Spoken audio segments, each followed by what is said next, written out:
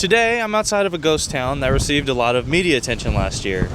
You know, I like giving you guys a really great rundown and super detailed approach about the lore behind a place, but I thought today it might be a little better to do a little more raw footage and recording. As you guys can see, it's extremely windy. I don't think I could have picked a worse day to record, but regardless, we're here and we're gonna make the best of it. But a short summary of the area is... What's up, guys? So we're about an hour out from Bombay Beach. I have just went on the little exit to where you go to other desert cities instead of Palm Springs, and let me just show you guys the views real quick. It's a pretty nice day today. There's a little more people out than I thought there would be. Saw some interesting signs on the way here. One of them being girls that go to Coachella, or girls that go to Stagecoach are hotter than Coachella, or whatever, you know, because those are the things we should be worried about right now. But you know, some advertising going on. I also seen the nearest Buc-ee's was over 1,300 miles away. That was a pretty cool sign. Nice to know that's it's in close driving distance to me. It's great to know. It is extremely windy here in the Palm Springs desert region. As last night, they actually had to postpone Coachella because of how bad the winds are.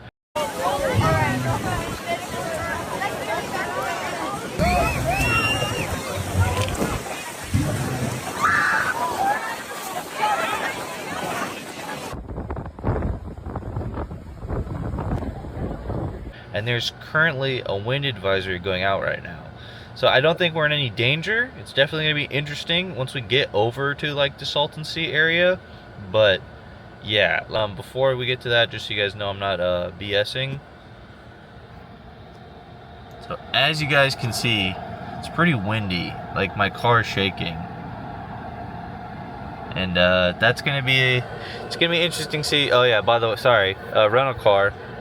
They just give me the rental car with bird shit on it. Hey, thanks, fucking Avis. I'm actually at the Salton Sea State Park right now. I'll show you guys real quick.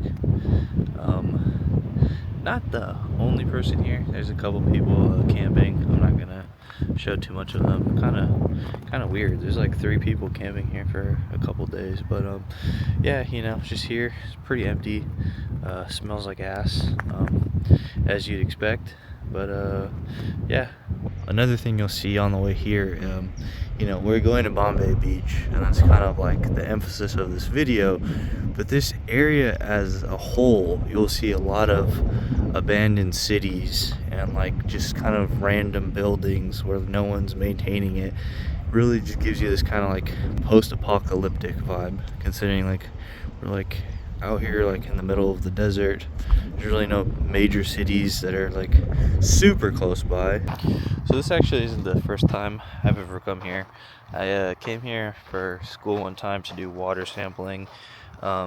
So I'll get into it in a bit, but if you guys don't know, the Salton Sea is very high in salinity. I don't know if this is a fact or anything, but my guess would be it's probably like the highest salinity of any like lake in the US, for good reason, which once again we'll get into. But yeah, this is what it looks like here. You know, it kind of looks like a beach, sand, all this stuff. Very sparse, if any, vegetation outside of these plants, like shrubs, I guess. All right, guys, well, here we are at the beach. No one else around for miles, yeah, going in that way, or over here in this way. No one around at all. But a short summary of the area is the Salton Sea formed because a bunch of engineers basically fucked up and made an artificial lake in the process. Once the lake was already there, developers said, well, fuck, there's a lake here, we may as well turn it into a really nice beach resort and become super rich. You know, we can invite a bunch of celebrities and it'll be the talk of the town, essentially. Except there was one massive problem they didn't consider. There's no outlet. Yeah, that's right. The Salton Sea has 0 outlets. Therefore, the only way the water can leave is through evaporation. And because of this, that makes a shit ton of salt and leaves behind whatever else is being dumped in here, because God knows what people were dumping in here, because salinity rose drastically, killing all of the plant life and fish all at once, and leaving a very pleasant sulfur smell that you can come by and smell today. The ending result being a ghost town in the middle of basically nowhere. The only people really living here today are drifters and those who want to get away from society, and cringy YouTubers. Ah, fuck. Alright guys, so we're here outside of the relatively pretty, like locally famous Ski Inn. It's a pretty famous bar in the area. From what I hear, this is kind of like the main place to get a food or a drink if you're in the mood for one.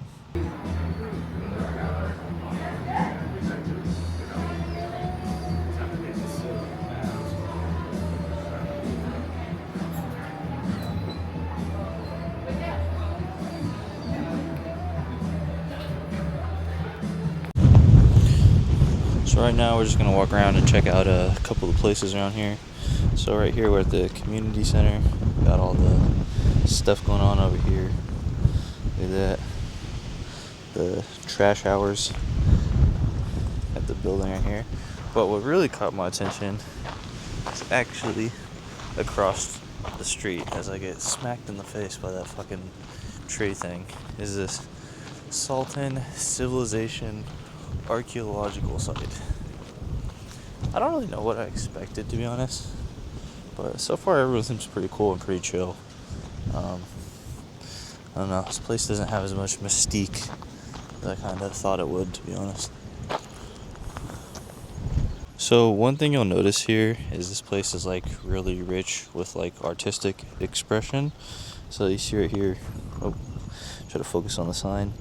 So someone set this up to be, a bunch of statues, and they're all performing different stuff. This first one here says woman giving birth.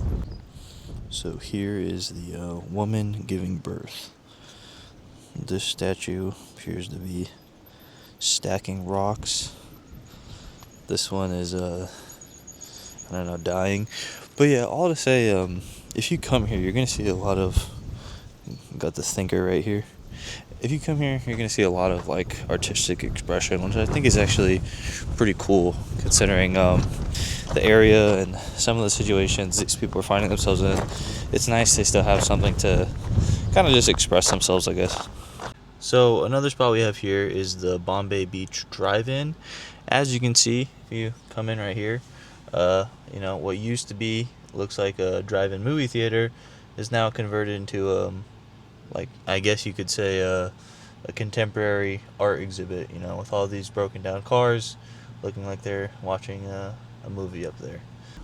This is known as the Bombay Beach TVs. So basically everyone just took a bunch of TVs here and just painted them to have different pictures of different stuff. So pretty cool. As you see up there, there's actually a title for it right there, Bombay Beach TVs. Looks like you can Venmo them. I'm not doing that shit, but hey man, feel free if you guys want to. It looks like someone's splooged all over it. So if you guys can't tell, this is the church, the Seaside Church. It looks like service was at 11, and I'm guessing this is the local church where everyone from here comes on Sundays. I think it's kind of interesting. You could make some type of commentary about how, like, regardless of what city or area you find yourself in, there's always going to be some type of like religion making itself present within the community, which you can see here obviously, but yeah, pretty interesting. Got a little cross right there, and then across the street, that's fitting, you see a bird, a giant fucking dinosaur egg thing, like outside of someone's like house. Alright, let's get the bird shit out of frame. But yeah, giant dinosaur egg just across the street from the church. Sick. Yeah, so I don't know. I'm not really sure, I guess, what I was expecting, but this place to me, in all honesty, just kind of comes off as like an RV park that like a lot of people just have like art outside of their houses. Like, I don't know, that's really what this place kind of seems like to me. I don't know, like, yeah, I guess that like these people are living in motorhomes and like some shacks and stuff. Some people even have like really pimped out motorhomes and some really nice cars. I'm actually surprised by like how nice some of the cars here are. That's one thing I have noticed, I guess, that's a little out of the ordinary. Look at all these different art installations. Pretty cool. Yeah, we're still just out here in the middle of nowhere. You know, when you're out here, you know, there's nothing in the horizon that you can see besides the Salton Sea. It honestly kind of almost feels like something from Dune or something, to be honest, man. Like, just look at this place. Like, I don't know, it feels very dystopian. You know, you just have all these art exhibits, you know, using relics from the past and stuff, and you're just in the middle of this desert, in the middle of nowhere. So, as you can see and hear probably, the wind really hasn't slowed down in about the 3 hours I've been over here. But, with that being said, about an hour from here lies the Anza Borrego Desert. Anza Borrego Desert is massive. It is the biggest state park in all of California and comprises 1/5 of San Diego County. There's also one other interesting thing in Anza Borrego, and that would be a cryptid that has been reported since the 1950s, and maybe even earlier, depending on what accounts you want to believe. And that cryptid might sound a little familiar to you if you've seen one of my previous videos on the channel. The Anza Borrego Sandman, otherwise known as the Abominable Snowman of Borrego, is a large Sasquatch-like cryptid that has been known to roam around the similarly named desert. The cryptid stands around 7 to 8 feet tall and has been known for having an entire white coat with glowing red eyes. The first reported sighting of this cryptid dates back to 1939, when a prospector claimed to see the creature for the first time. Or should I say, creatures for the first time. In 1939, a prospector was camping near Borrego Sink, where he reported that a group of giant white-furred ape-like creatures surrounded his campsite. The prospector never stated the amount of apes and claimed he was attacked by them in some capacity, but I'm a little skeptical considering he managed to continue breathing following his deadly encounter. The most solid evidence to support that these creatures are in fact real is a 1962 footprint cast that is being held currently in the International Cryptozoology Museum in Portland, Maine. By the way, I've been here. It's super cool. The footprint was featured on a television program, Mysteries in the Museum, in a 2019 episode, highlighting the unusual nature of the footprint, specifically the sheer size being roughly 14 inches long and 9 inches wide, with 4 clear toes. Now, while there were numerous sightings in the past, there really hasn't been any present sightings since the late 70s, with a lot of people thinking that this may be because the species in fact died out. But I believe there might actually be another reason that relates back to one of my previous videos.